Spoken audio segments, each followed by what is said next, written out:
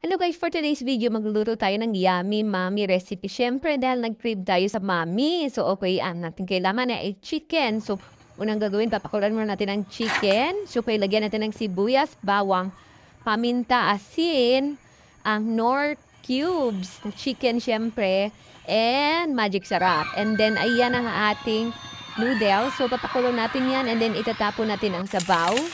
Okay, and then, so after natin himayin ang ating chicken, so ayan, ipiprito ng kaunti. Iyan ang suggestion ng ating hubby. So after nyan, so habang napapakulo ko na ng chicken, hiniwa ko na ang aking mga gulay ng ganyan. So ilalatag na natin for presentation. Ayan, pechay bagyo, carrots, dahon ng sibuyas, and then ayan na yung chicken natin.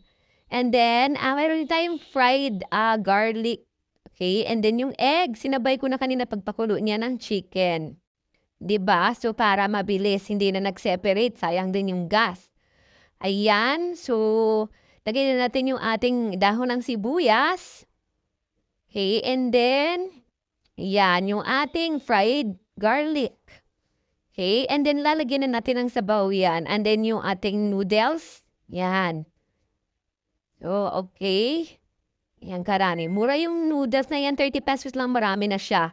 And then syempre yung ating sabaw kanina sa pinakuloang manok, kaya dapat timplahin na natin maigi yun. May nabasag na itlog, kaya yun, oh. Okay. So, ayan, ang sarap ng ating mami. So, tinanggal ko yung mga taba-taba din sa manok, kaya talagang healthy. Thank you for watching. Yum, yum.